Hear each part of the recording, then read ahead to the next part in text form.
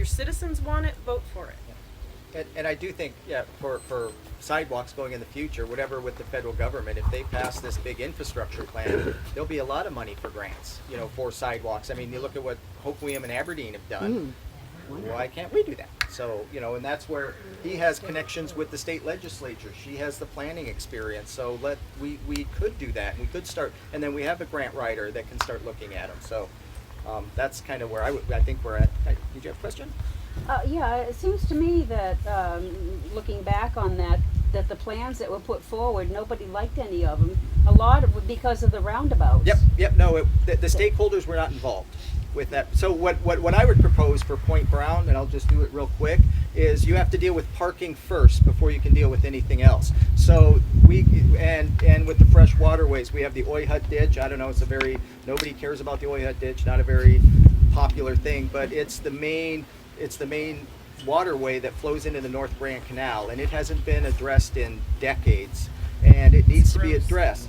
It's gross. It's gross, and that's what feeds the Grand Canal. And so if we address that, clean it out, we culvert where we can. You can pave over those culverts where Playtime Fun Center is, and he can have parking on the backside off of Seahorse. We have a lot north of Pacific Paradise that we could clear out and pave and have parking off of Menard, and now you get the parking off of Point Brown, and now you involve and I've been talking to Mike Doolittle and all these other people, and they say, well, if you give us parking, we'll be much more, and then you get all the businesses involved, and now what would you like to see, what kind of roads, what kind of sidewalks, and if parking's not an issue, but it has to be a whole plan, and not just we want sidewalks, okay, boom, there it is, sorry, didn't think about parking, so, and it was very unpopular, that's why it didn't pass. And would it be nice if we still had it, but there were two roundabouts? It was kind of a quirky, I don't know how well that would have worked, So it'd be good to revisit that and get everybody, all the city, what do you want Ocean Shores to look like? And let's get everybody involved. But at the end of the day, you have to make a decision. Even if some people don't agree with it, put all the sticky notes on. Whoever has the most sticky notes, let's go that way, I would like to see the city work on sidewalks on Point Brown. I don't think we're even close to any other street in town.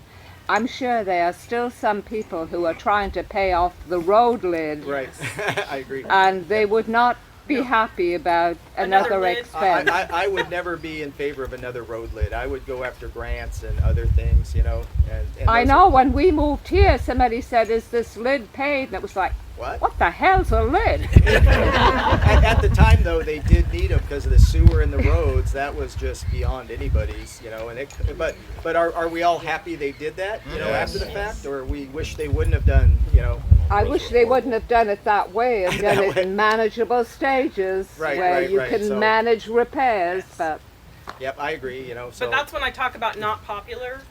That's one method to get sidewalks in neighborhoods as neighborhood LIDs, and mentioning an LID out here now. But maybe it's a method and it's a path forward.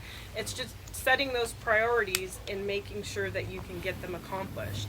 And right now, I think the city had a survey out of what the priorities were. Surveys are a tough one, but public safety came back as the citizens' number one priority.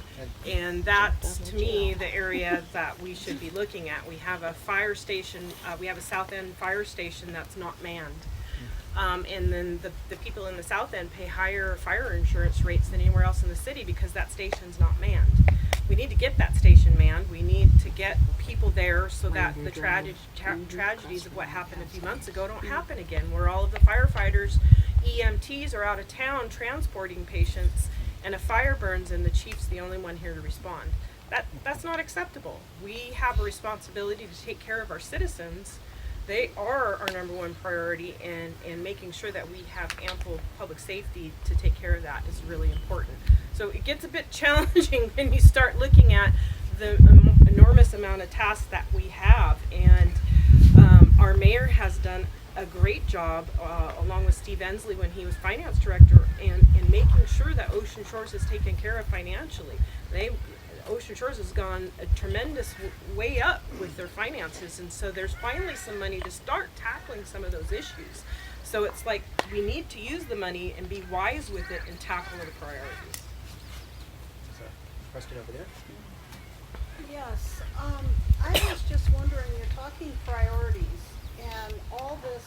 is important for darn sure. Where does the fresh waterway come in on your priority, and what can you imagine you could do? Well, we keep hearing we can't do anything.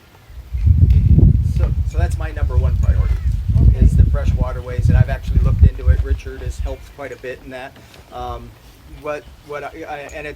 it's only an idea at the moment, but we actually are moving forward with it. We brought to council last time, and hopefully they'll look. What we have to do first is get soil samples of the bottom of the canal at Grand Canal, the Bell Canals, and Fishhook Canal, because that's where it's silted in the most.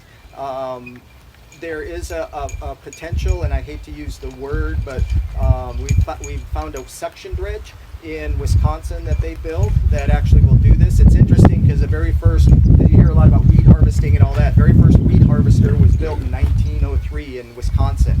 And so they've been doing this for a long time. It's not the same company, but they have a dredge that will dredge the bottom of the canals to 20 feet and also can take care of the weeds. Can't get too close to the shore because you'll have the sloughing of the shore. It will need a dewatering system, which would be a barge in the back, so all the sludge is dealt with. We've talked to wildlife, Fish and Wildlife and Ecology, and they've said, because that's our first step. If they're not agreeing for us to do it, we can't do it. So they've said we're amicable to pursuing and seeing, but it's going to be a lot of hoops. It's going to take a lot of work, and it's going to cost a lot of money. So there is a plan there, and how do we pay for it? So that the Oyhut ditch and the fresh waterways are all part of the same system, but they're helped with two different projects. It's all part of the stormwater drainage system, and we just raised the stormwater rates last year, and I think per lot it's about $8 to $12 a month per lot. In order to do this and looking at it, and I'm not sure, we would probably have to take the stormwater rate, so it would be raising taxes to about $80 a year above what it is now per lot. So if you own 2 lots, it would be double that. That's just an idea. It's a way to pay for it. It means raising the taxes, but we would then set in motion something that it would mean creating a stormwater drainage public works department that has 4 full-time people that all they do is take care of the waterways, the stormwater, the Oyhut ditch, our culverts, and everything, which we do not have that department now, and they are stretched to even take care of anything right now. So again, it's about $80 per lot per year, but it would take care of it ad infinitum, and it would not fix them, but it would take care of the waterways, which they dug them all. They're amazing. They were swamps. No way to take care of them. They want to go back to swamps because there's not enough flowage. I don't have a question. I'd like to make a statement to try to help educate. I'm Richard Wills, and I've been on the Fresh Waterways nonprofit corporation for 5 or 6 years now. Bruce Malloy is the chair, and I don't think there's anybody in the community that knows more about the fresh waterways than Bruce does, but I know a little bit. And here's a couple of facts. It takes 1.4 years to turn the water over in our waterways system. The only water influx is rain, and there's, gallons per day that come down the Oyhut ditch. Stand over there by the Shell gas station and look down in that ditch and see how much water is actually moving. None unless it's raining. And so part of our problem in the canals is there's no current. The only outflow for the fresh waterways, and I'm astonished at how many people don't realize this, the only outflow is there's a great big cement box across the street from basically from the community, actually from the interpretive center, and water only flows out there when the lake is high enough to go over that bulkhead, and at high tide the gates at the outflow close, and so there's no water moving then. And so part of what makes a healthy water body is when there's current to move the muck along. There is no current in our water body. And so over the years, the canals are how many? 50 years old?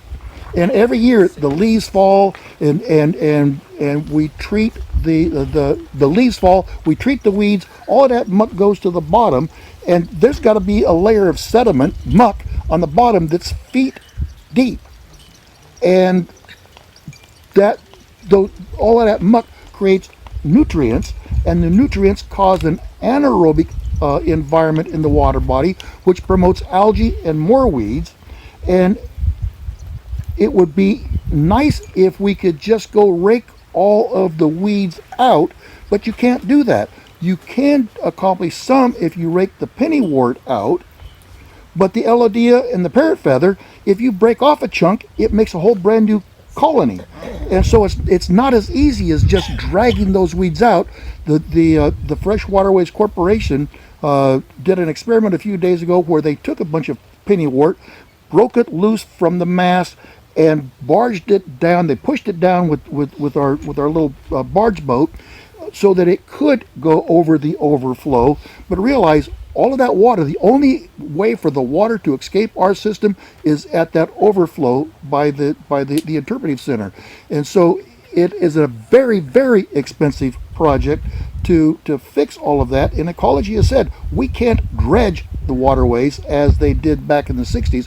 What we might be able to do, as Eric has pointed out, is we might be able to get the muck off of the bottom. And until we, the next best step is if we don't control the weeds, then our waterways, especially the shallower waterways, the average depth of the canals is between 6 and 11 feet. I know because I went out there and surveyed them with a depth founder. Grant and I took his little boat around and we went through all of the waterways. And so in order, the next best thing that we can do is treat the weeds. Otherwise, we will have a mass that looks like the current North Grand Canal Park. Go across the street from the IGA and walk down that path. It's this deep and Richard, it's just a solid So weeds. to answer your question, I think the best thing that we Thank can you. do as city council is to get that list of priorities together and work with you as the community Yeah. and the city council to determine what are our top priorities. Not that they're not all priorities, but to start going down and getting them done. Each of them are going to have a different funding source. Some of them are going to be grant eligible, some may not be. And we just need to start going down that list. But that's where we need your help, is when we get that list together, everybody needs to, at that point, start determining what are our priorities and do them.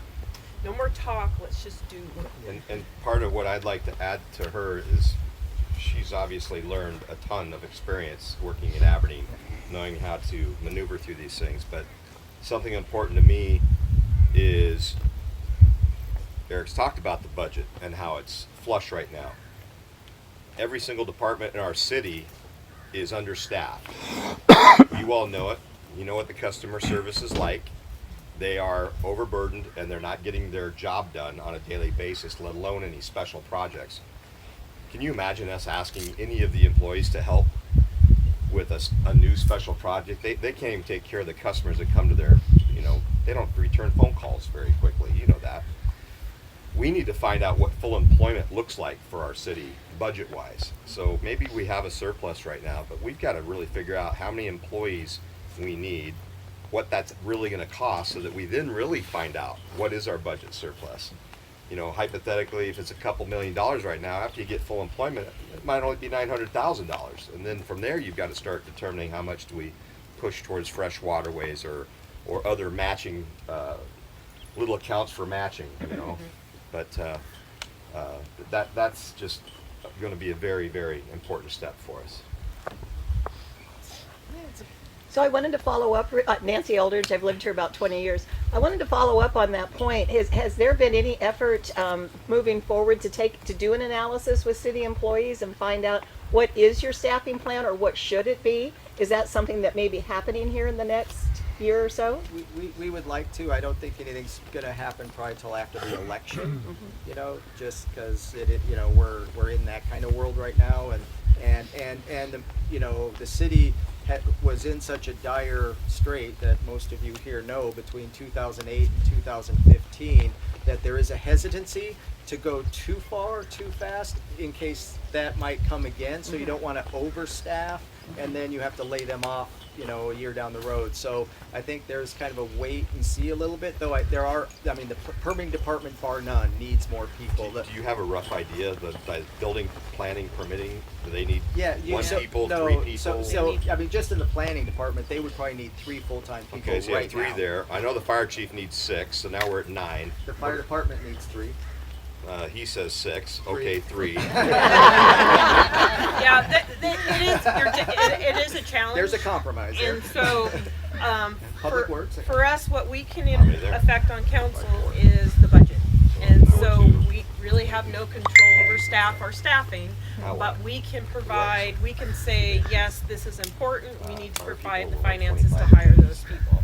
So, right now, I inherited a budget, so I'm kind of, I think that we are a year into the it's a biennium budget, Right. so we're a year into it. Yeah, So we're 21, kind of, 22. we're kind of in the budget, so anything outside of the budget would obviously be special that would come forward. That would be next fall. Next We'll redo fall, the yeah. redo the budget for 2 years again. So that's where any of those positions. But I do know, like, the lead planner was budgeted but not filled, and then Marshall took over the lead planner job, and he's been doing a phenomenal job. I'm gonna give him nothing but kudos, because that man had his work cut out for him. He is still buried, and he is doing a great job, and he's trying to correct things that happened that probably shouldn't have happened, but the city just didn't have the staff, and it got overwhelmed by this latest boom. And so he's doing a great job.